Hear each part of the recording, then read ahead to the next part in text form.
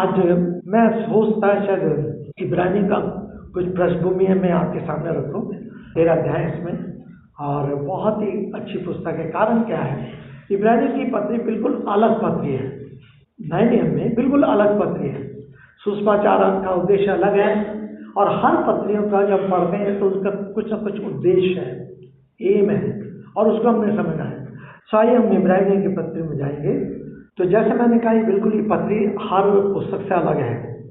जब हम पौलुस की लिखी पत्रियों को पढ़ते हैं तो पौलुस का एक उद्देश्य पत्रियों को लिखने का कि किस प्रकार से एक विश्वासी जो विश्वास में आ गया है किस प्रकार से वो मसीह के साथ आगे बढ़ सके, ये जोर है। यूहन्ना सुसमाचार हम जानते हैं कि इसलिए लिखा गया कि ताकि लोग विश्वास करें। यूहन्ना की पत्री इसलिए लिखी गई ताकि जब विश्वास कर लिया है तो किस प्रकार से अब उस विश्वास के जीवन को बना के रखना है। और यूहन्ना का प्रकाशित वाक्य इसलिए जो अब उसके बाद जो समय आएगा, जब हमने पिछले दिनों प्रकाशित वाक्य पूरे 22 अध्याय का अध्ययन करा तो आगे क्या होगा। लेकिन जब इब्रानी की पत्री में आते हैं तो इब्रानी का उद्देश्य बिल्कुल अलग है। और अगर सब कुछ आ जाए ऐतिहासिक रीति से ये लगभग 60 और 65 के बीच में ये लिखी गई है। और एडी ईस्वी में प्रभु यीशु मसीह ऊपर जा चुके, स्वर्ग में उठा लिए गए। उसके बाद अब कलीसिया बढ़ रही है और कलीसिया बढ़ने के साथ साथ उसी समय शताब्दी भी बढ़ना शुरू हो गई। इधर कलीसिया की स्थापना हुई और उधर शताब्दी भी शुरू हो गई। और क्योंकि शुरू से आरंभ से लोगों ने मसीह यीशु का उसकी शिक्षाओं का विरोध किया है, विद्रोह किया है। और लेकिन परमेश्वर का धन्यवाद हो, परमेश्वर के क्योंकि कार्य परमेश्वर का है, वचन सच्चा है, प्रभु सच्चा है, इसलिए वो उसको कभी भी कोई समाप्त नहीं करने पाया। बहुत सारे आगमन हुए, बहुत सारी चीजें हुई। जब हम इब्रानी की पत्री में आते हैं तो 2-3 बातों को मैं आपके सामने लाना चाहूँगा।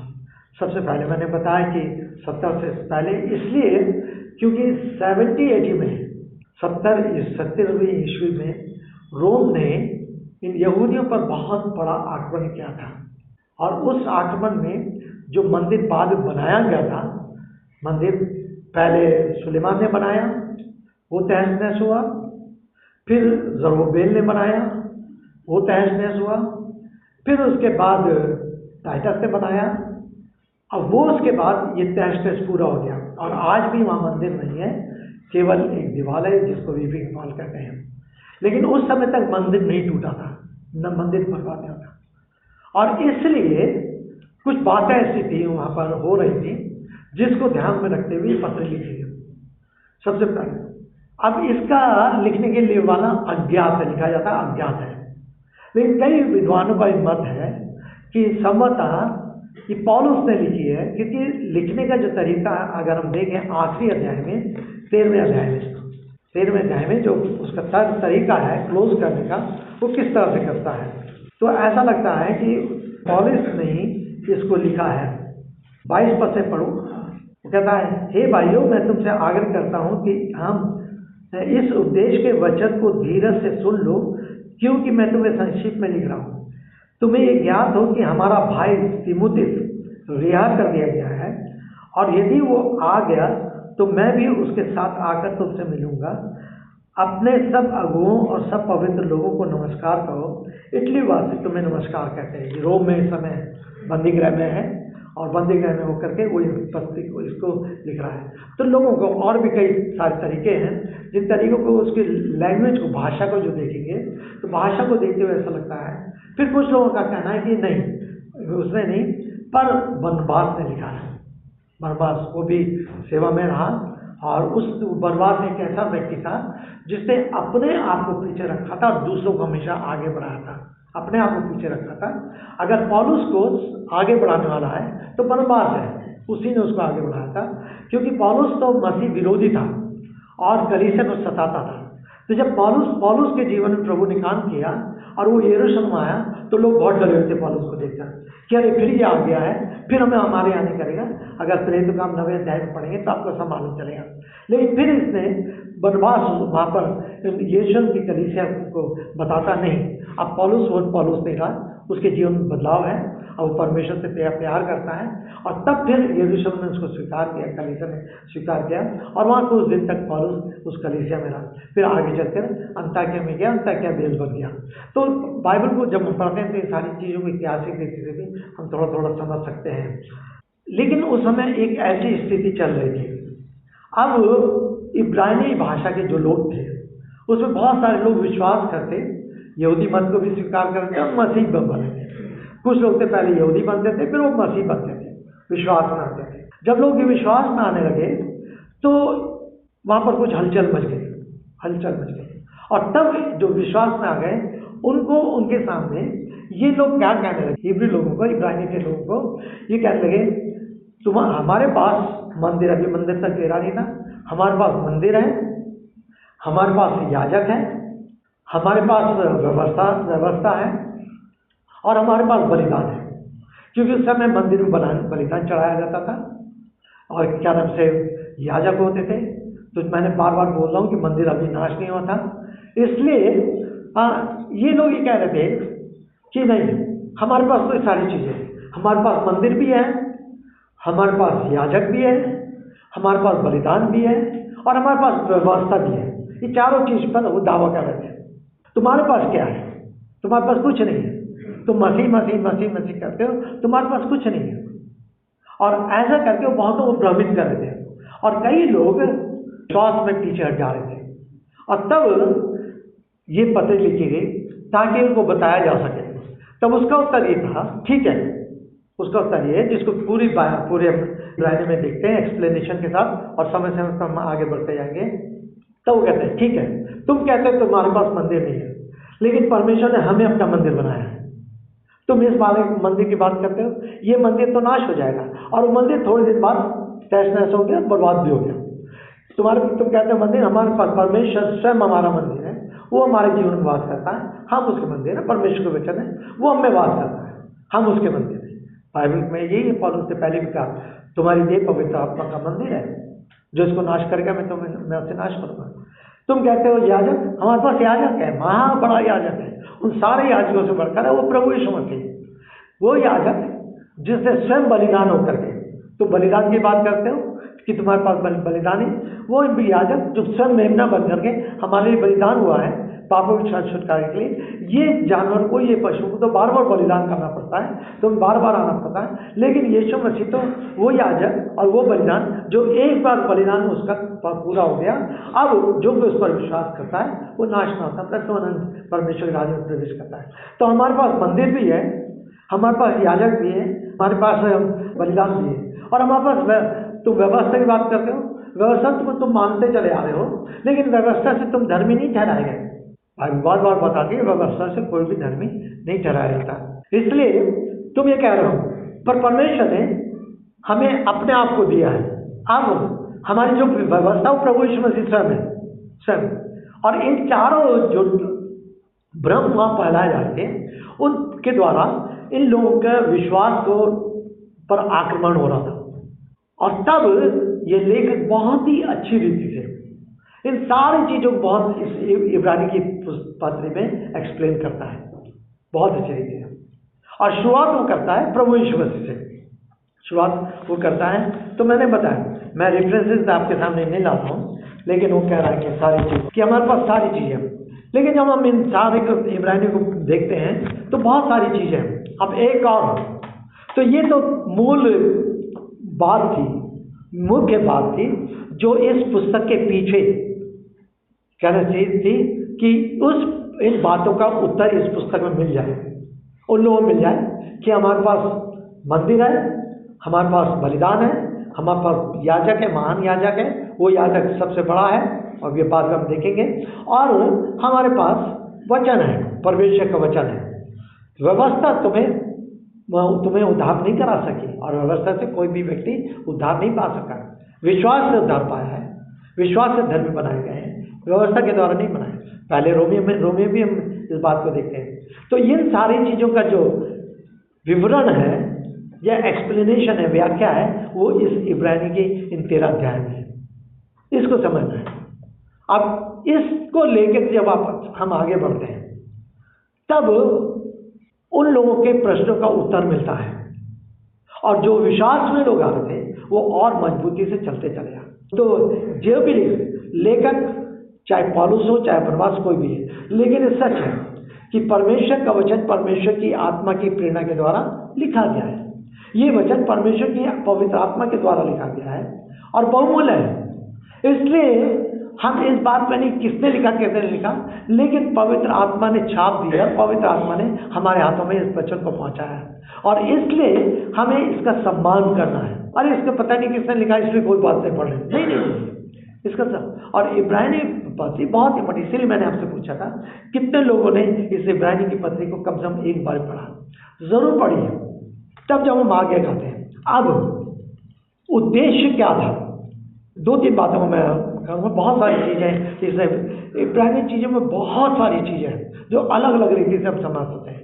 पहला उद्देश्य, विश्वासी दुष्टता और भ्रम में फंस कर परमेश्वर से दूर ना हो जाए। ये था इस लेखक का कंसर्न। पवित्र आत्मा जो भ्रम फैलाया जा रहा था, जैसे मैंने समझाया, जो भ्रम फैलाया जा रहा था उसमें फंस कर ये विश्वासी लोग कहीं ऐसा ना हो कि वो परमेश्वर से दूर हो जाए, इसलिए ये इब्रानी की लिखी गई समय। दूसरी चीज, 4:14 में, विश्वासी अपने अंगीकार को दृढ़ता से थामे रहे। जो विश्वास हमने किया है, जो अंगीकार हमने किया है, उसको हम हर परिस्थिति में दृढ़ता से थामे रहे, उसको कोई हमसे छीन ना पाए। तीसरा, 6 अध्याय उसका 6 पद, प्रभु यीशु को स्वयं के स्वभाव और कार्यों से हम अपने उसको क्रूस पर चढ़ाए। वो कह रहा है, लेकर कह रहा, अब जब हमने प्रभु यीशु मसीह को जान लिया है, वो हमारा उद्धार करता है, वो हमारा मंदिर है, वो हमारा बलिदान है, वो हमारा याजक है, वो सब कुछ हमारा, जब सब कुछ है, अब हम अपने स्वभाव से, अपने कार्यों से, अपने किसी भी रीति से हम प्रभु यीशु मसीह को अब क्रूस पर दोबारा न चढ़ाएं। पौलुस इसी तरह से फिलिपी में लिखता है, कितने लोग हैं जो आज भी अपने आप प्रभु यीशु मसीह क्रूस पर चढ़ा रहे हैं। हमें बहुत सावधान होना चाहिए। हमारे दैनिक जीवन के निर्णय, हमारा सोच, हमारे विचार, कहीं हम धोखे में तो ऐसे नहीं है कि तो उसको क्रूस पर चढ़ा रहे हैं। परमेश्वर तो न्याय करेगा, हमारा न्याय करेगा। तो ये कह रहे हैं। तो तीसरा कारण ये, चौथा कारण, जानबूझकर हम पाप ना करें। 10 अध्याय उसका 26 पद, जानबूझकर पाप ना करें। बाइबल में 3 शब्द है, पाप, अधर्म और अपराध। पाप, अधर्म, अपराध। बार बार आप भजन संहिता में पढ़ेंगे, दाऊद बार बार इन तीनों शब्दों का इस्तेमाल उपयोग करता है। पाप हमारे बाप दादा चला आ रहा है, उससे परमेश्वर ने, प्रभु यीशु मसीह ने हमें छुटकारा दिया, लेकिन फिर भी हम कभी ना कभी किसी न किसी से उसी उसमें चले जाते हैं। अधर्म एक हट्टीपन है, हट्टीपन, जानने के बाद भी फिर भी हम करते चले जाते हैं। अधर्म हम जाने गलत है, लेकिन क्योंकि हमारा स्वभाव हट्टीपन का है और हम उसको करते चले जाते हैं, ये अधर्म है। अपराध, अपराध जो है अचानक भूल से हमसे हो जाता है, भूल से। पौलुस कहता है, मैं जो कार्य मैं करना चाहता हूं मैं नहीं कर नहीं पाता, जो नहीं चाहता वो हो जाता है। कई बार हम झूठ नहीं बोलना चाहते, लेकिन हमारे मुंह से झूठ निकल जाता है। पर ये अधर्म जो है हमें तुरंत खड़ा करता है, हम अपने आप को झाड़ते हैं और उससे साफ होकर के आगे निकलते हैं, तुरंत पश्चाताप करते हैं, तुरंत क्षमा मांगते हैं और आगे बढ़ जाते हैं प्रभु के साथ अपने संबंध। सो हमें हमेशा ध्यान रखना है कि हम किसी अधर्म में तो नहीं फंसे, किसी अपराध में तो नहीं फंसे, हट्टीपन में होकर के हम अपने जीवन को ऐसा व्यतीत करें। बहुत सावधान है। तो यहाँ पर वो कह रहा है 10वें अध्याय के 26 पद में, जानबूझकर हम पाप ना करें। ये कारण वो समझा रहा है। 10वां अध्याय 1 पद, पुनः व्यवस्था के पीछे ना हो रहे। यह हमें देखना है, व्यवस्था तो बार बार हम देख रहे हैं कि व्यवस्था के द्वारा छुटकारा नहीं है। यहूदी लोग उसी को पीट रहे थे, क्योंकि अभी तक भी यहूदी लोग प्रभु यीशु मसीह को नहीं मानते कि वो आ गया है, मसीह आ गया है। वो अभी भी मसीह की प्रतीक्षा में है, क्योंकि उनका विचारधारा में है कि मसीह आएगा तो वो एक बहुत बड़ा राजा बनकर आएगा। अरे चरनी में नहीं, वो ऐसा नहीं होता। वो राजा होगा, उसके पास अधिकार होगा, उसके पास, तभी जब वो सेवा में थे तो बहुत सारे लोग उसके पीछे चल रहे थे, लेकिन जब उनको मालूम चलता था कि उसका तो उद्देश्य कुछ और है तो उसको छोड़ के चले आते थे। केवल मनुष्य पृथ्वी की चीजों पर ज्यादा ध्यान रखता है। और ये भी था, शायद हम रोमी राज से छूट जाएंगे, शायद हमें अपना अधिकार मिल जाएगा, शायद हमें ये हो जाएगा और तो करें, लेकिन नहीं, सौम्य साधना। तो ये 5 बातें जो हम देख रहे हैं इस पुस्तक के पीछे दिखे हैं। लेकिन जब पहले अध्याय को हम आते हैं तो पहले अध्याय में क्या नाम से 14 पदों में एक चीज को वो कह रहा है, तरह तरह घुमा के, उसी को हम देखेंगे। जैसे स्पाइरल होता ना, स्पाइरल बाइंडिंग हम देख रहे हैं, घुमा के वो प्रभु यीशु मसीह के बारे में बात कर रहा है। इससे पहले, इससे आगे की आगे बढ़े और दूसरे अध्याय से कुछ और बातें करे वो, तो प्रभु यीशु मसीह को कि ठीक है, तुमने प्रभु यीशु मसीह पर विश्वास किया, प्रभु यीशु मसीह को जानो, प्रभु यीशु मसीह को जानना और प्रभु यीशु मसीह को मानना है, ये बहुत जरूरी है। अगर तुमने जान लिया, उस केवल ज्ञान लेके ना मत चलो, लेकिन उसको मानो, उसको पालन करो, ये सबसे बड़ी बात है। केवल ज्ञान लेके नहीं, हो सकता हमारे पास बहुत ज्ञान हो, लेकिन जैसे हमें पालन करना चाहिए हम नहीं कर रहे हो, कहीं चूक रहे हो, और बार बार इस बात को समझो। तो इन 14 पदों में हम कुछ कुछ करके देखेंगे, करीब 6 या 7 बातों को मैं आपके सामने लाऊंगा। आइए मेरे साथ पहले अध्याय में आइए। पहले 3 पद। प्राचीन काल में परमेश्वर ने नबियों के द्वारा पूर्वजों से बार बार तथा अनेक प्रकार से बातें करके, प्राचीन समय पहले में परमेश्वर ने एक कार्य किया। जैसे अदन की वाटिका में आदम ने पाप किया, जरूर परमेश्वर ने उसे दंडित किया, अदन की वाटिका से बाहर निकाल दिया। लेकिन परमेश्वर ने उस पर दया भी करी। दया कैसे करी? उसके नंगेपन को ढांपा, उसके पत्ते से वो नंगापन नहीं ढांपा जा सकता। ये पत्ते जो है ना, जो पत्ते सूख जाते हैं, ये धार्मिकता के वैसे कार्य हैं जो दिखते हैं, थोड़ी देर के लिए दिखते, बाद में खत्म हो जाते हैं। पर प्रभु यीशु मसीह सचमुच में मनुष्य के पाप को ढांपने वाला या नंगेपन को ढांपने वाला परमेश्वर है। और उसने अदन की वाटिका में ऐसे ही किया, और उस वहां से उनको जब निकालने के बाद प्रभु ने दंड दिया। पर दंड करने देने के बाद भी वो हमेशा इस बात पे रहा कि किस रीति से मनुष्य उसी स्थिति में पहुंच जाए जो उसने अदन की वाटिका में रखा था। और जब प्रकाश वाक्य हम देख रहे थे, मैंने बार बार समझाने की कोशिश करी थी कि उत्पत्ति का पहला 2 अध्याय और प्रकाश वाक्य का आखिरी 2 अध्याय एक समान है। उस समय पहले 2 अध्याय में पाप नहीं, बुराई नहीं, धोखा नहीं, छल नहीं, शांति है, मेल है, परमेश्वर के साथ संगति है, सब कुछ है, ये सारी चीज। लेकिन पूरे उसके बाद तीसरे अध्याय से पाप आया और पाप चलता गया। अब उसी जो बीच का हिस्सा है बाइबल का, उसी को बदलने के लिए तो प्रभु यीशु मसीह आए। और लेकिन प्रभु यीशु ने क्या करा? आरंभ से प्रभु संभालता रहा, समझाता रहा, बताता रहा। एक बार ऐसी स्थिति आ गई जहां की परमेश्वर को सब कुछ को नाश करना पड़ा, जल पड़ रहा है, सब कुछ को नाश करा और केवल नूह और उसका परिवार बचा। लेकिन धीरे धीरे क्या हुआ? फिर वही स्थिति मनुष्य की आती है। मनुष्य अपनी मानसिकता के अनुसार चलता रहा और वही सारे काम करता रहा जो उसको नहीं करना चाहिए। तो क्या कह रहा है वो? प्राचीन काल में परमेश्वर ने नबियों के द्वारा पूर्वजों से बार बार तथा अनेक प्रकार से बातें, कई प्रकार से उसने अपने आप को प्रकट करना चाहा, बातें की, अपने आप को प्रकट करना चाहा, ये ताकि वो लोग जान लें कि प्रभु यीशु मसीह कौन है, परमेश्वर क्या है, कैसा है। और तब वो कह रहा है कि अब इन अंतिम दिनों में, अब सोचिए ये किस समय लिखी गई? ये आज से लगभग 1900 साल पहले ये चीज लिखी गई है, उस समय तक। और आज भी वही चीज स्थिति बनी है। हम अंतिम दिनों में हैं, हम अंतिम दिनों में चल रहे हैं। ये दिन जो है हमारे अंतिम दिन है। हमें नहीं मालूम कब प्रभु आ जाएगा या कब इस दुनिया का नाश हो जाएगा। बहुत सारी चीजें हो रही है जो संसार में हम देखने को देते हैं। जो वैज्ञानिक हैं या खगोल शास्त्री हैं, बहुत कुछ ढूंढते चले जा रहे हैं और बताते चले जा रहे हैं, हमेशा कुछ ना कुछ बताते चले जा रहे हैं। लेकिन हमें सावधान होना है।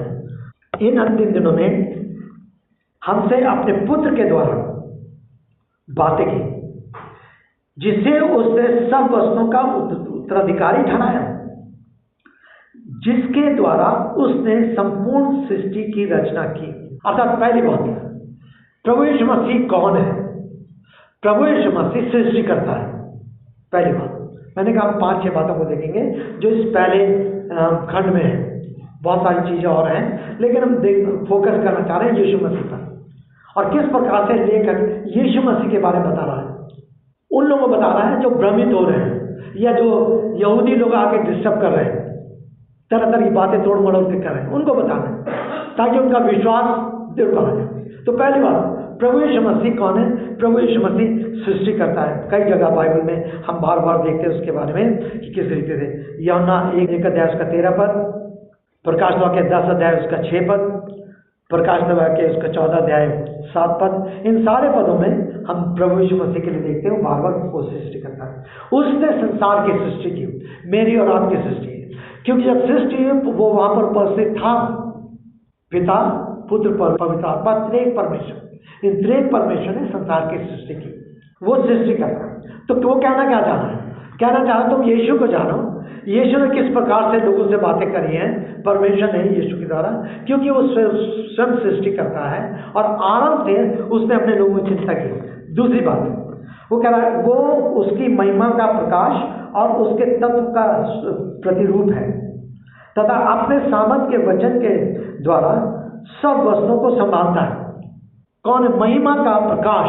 प्रभु यीशु मसीह महिमा का प्रकाश है। अब जब यूहन्ना उसके 17 अध्याय में पढ़ेंगे तो यूहन्ना के 17 अध्याय में प्रभु अंतिम प्रार्थना में रहते हैं। तो जब अंतिम प्रार्थना करते हैं तो एक बात कहते हैं, मुझे वही महिमा दे जो तेरी मेरे साथ आदि काल में थी। अर्थात सृष्टि के समय में जब दोनों पिता पुत्र एक साथ थे, तो जो महिमा पिता की थी वही पुत्र की थी, वही थी। और 17 अध्याय में वो इसी प्रकार की प्रार्थना करते हैं। और तब उसके बाद परमेश्वर इस बात को कहता है कि उसकी महिमा कोई भी नहीं छीन सकता।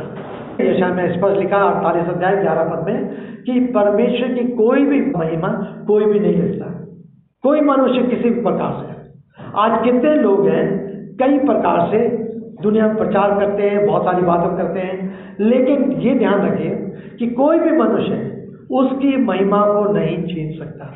परमेश्वर का स्थान सर्वोच्च स्थान है। परमेश्वर स्वाभाविक परमेश्वर है, परमेश्वर सर्वज्ञानी परमेश्वर है, परमेश्वर सर्वन्यायी परमेश्वर है, परमेश्वर सर्वप्रेमी परमेश्वर है, और उसके अंदर जो उसके जो गुण हैं, और हम परमेश्वर को जब तक अच्छी तरह से नहीं जान सकते जब तक हम परमेश्वर के गुणों को न जाने। और हमारे अंदर परमेश्वर के गुणों को जानने की एक लालसा, एक अभिलाषा होनी चाहिए। ये बहुत जरूरी है।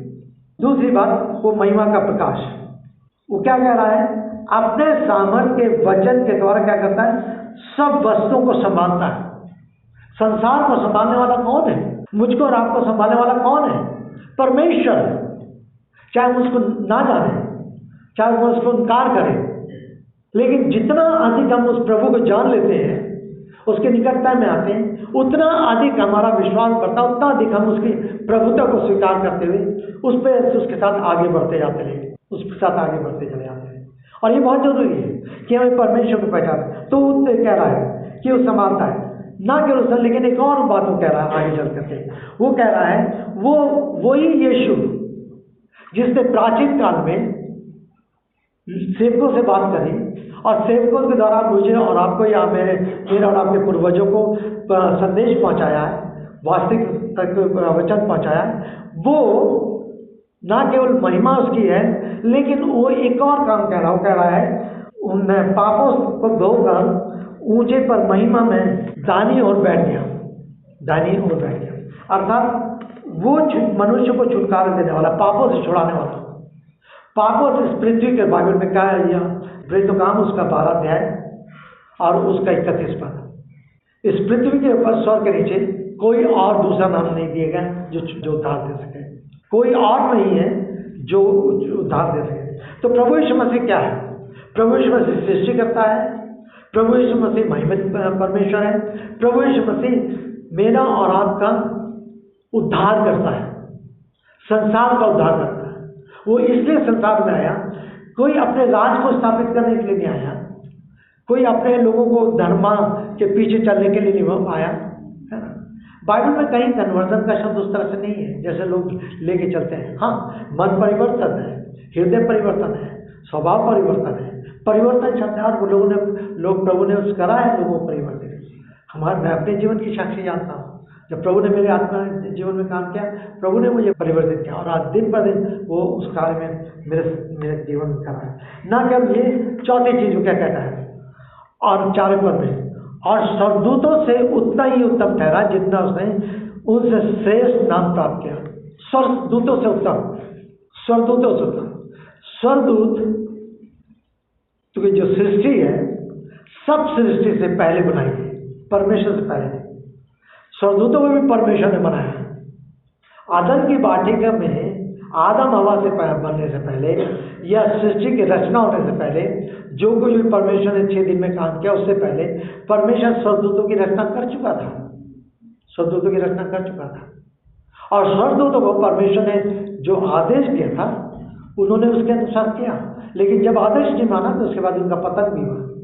परमेश्वर का आदेश नहीं माना तो उन्हें, लेकिन प्रभु यीशु मसीह क्या, प्रभु यीशु मसीह स्वर्गदूत नहीं है, स्वर्गदूत नहीं है। कई जो झूठी शिक्षा वाले हैं वो इस बात को कहते हैं कि वो तो एक पहलौठा है, पुत्र इस तरह से है, क्योंकि पहले शब्द आया, वो स्वर्गदूतों के समान है, स्वर्गदूत के बराबर है, लेकिन ऐसा नहीं है। वो स्वर्गदूतों से श्रेष्ठ है, वो सर्वाधिकारी परमेश्वर है। हमें प्रभु यीशु मसीह को सच्चाई के साथ जाना चाहिए। तो क्या कहता है, क्योंकि उसने स्वर्गदूतों में से कब किसी से कहा तू मेरा पुत्र है, आज मैंने तुझे उत्पन्न किया है, और फिर मैं उसका पिता हूँगा और वो मेरा पुत्र। ये भजन संहिता को कोट कर रहा है। करीब 89 रेफरेंस है ओल्ड टेस्टमेंट के जो इस इब्रानी की पत्री में कोट किए गए। जैसे लहू, पूरी बाइबल करीब 85 बार लहू शब्द आया है, लेकिन केवल इब्रानी की पत्री में, नए नियम में सबसे ज़्यादा इब्रानी की पत्री में 20 बार आया है, 20 बार आया है, और 9 अध्याय में अकेले 11 बार आया है। तो ये कई बार जब बाइबल पढ़ते तो क्यों ऐसा है, उसकी महत्वता क्या है, क्यों ये नंबर हम ध्यान देते हैं, उसका कारण है। ठीक है, तो वो कह रहा है क्योंकि स्वर्गदूतों से किसने कहा, स्वर्गदूतों किसी को उसने अपना पुत्र नहीं बनाया, अपना पुत्र नहीं बनाया। हम उत्पत्ति उसके 6ठे अध्याय में आते हैं तो हम देखते हैं कि वहां पर एक परमेश्वर के पुत्र ने संसार की पुत्रियों के साथ विवाह करा। तो बहुत ही कंफ्यूजन लोग हैं, लेकिन कई लोग स्वर्गदूत बताते हैं। स्वर्गदूत को परमेश्वर ने कभी भी अपने संतान या अपना पुत्र नहीं बनाया, बताया कहीं भी। जो इस बात पर विश्वास करते हो गलत करते हैं। मैं पहले उसके बारे में समझा चुका हूँ। फिर आगे चल के 5वीं बात, 5वें पद में क्या कह रहा है, मैं उसका पिता होऊंगा और वो मेरा पुत्र होगा। परमेश्वर का इकलौता, परमेश्वर का परमेश्वर पिता पुत्र।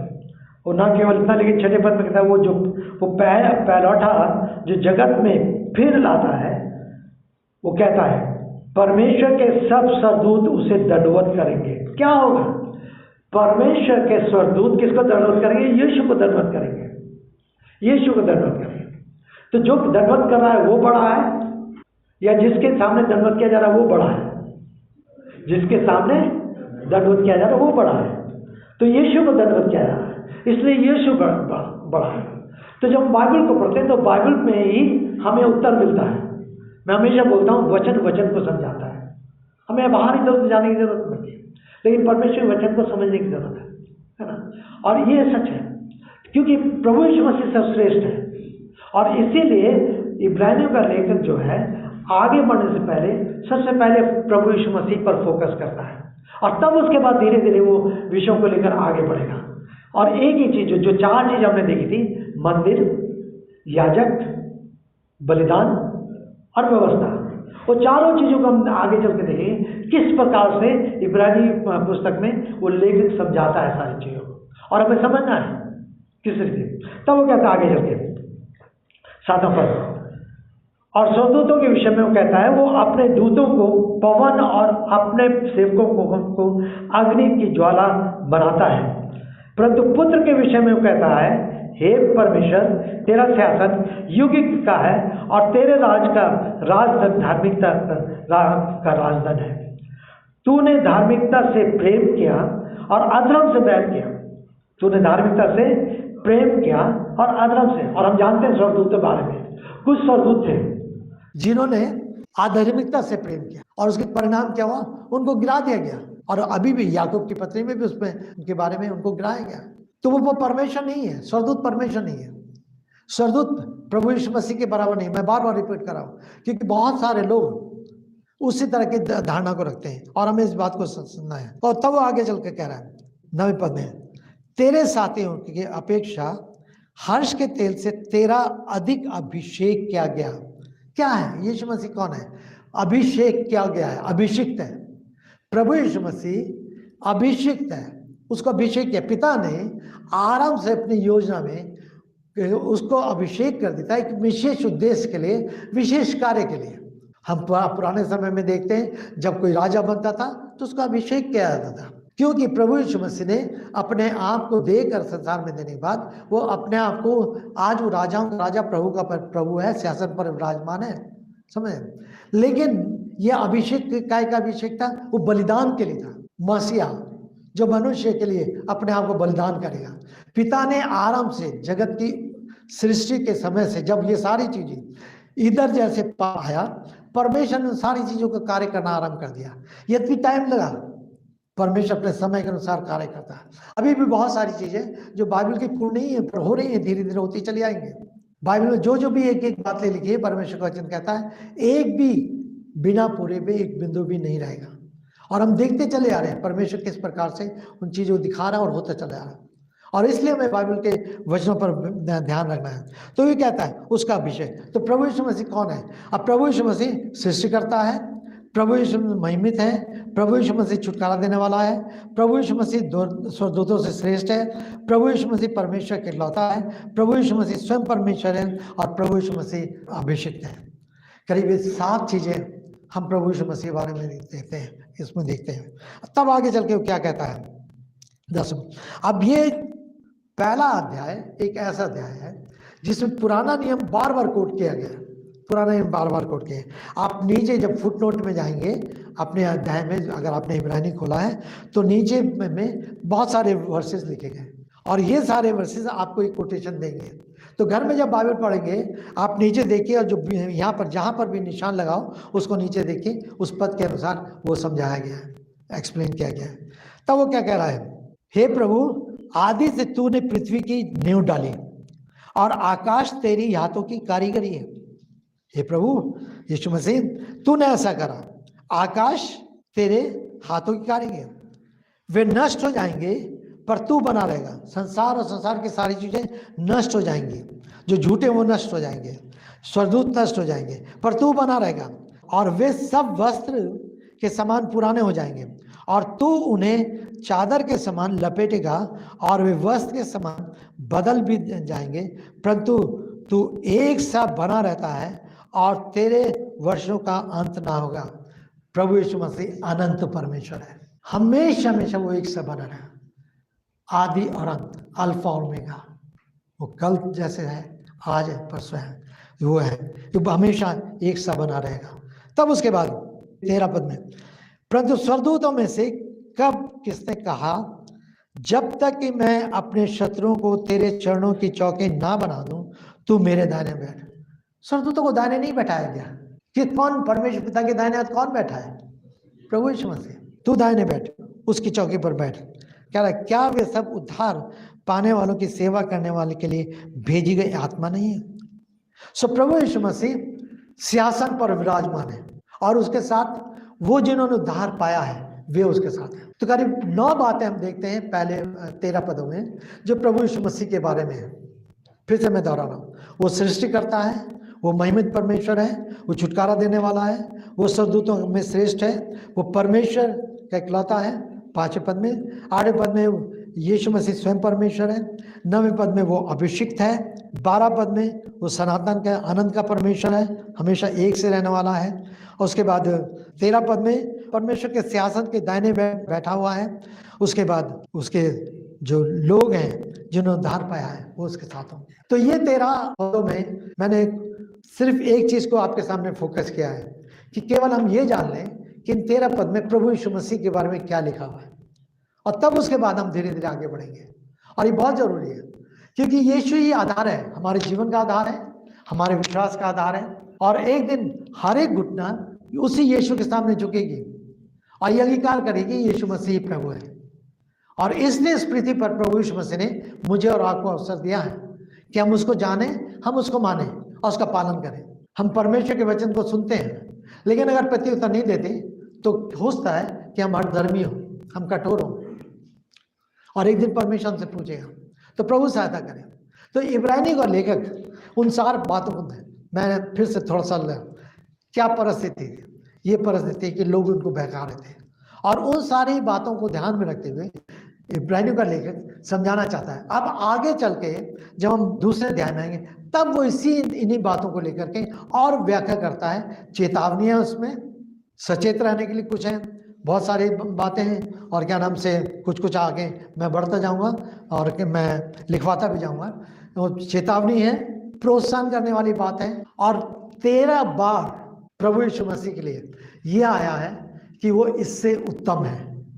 प्रभु यीशु मसीह सबसे उत्तम है। तो कौन कौन सी चीजें हैं जिनसे प्रभु यीशु मसीह उत्तम है, वो इस इब्रानियों का लेखक वर्णन करता है।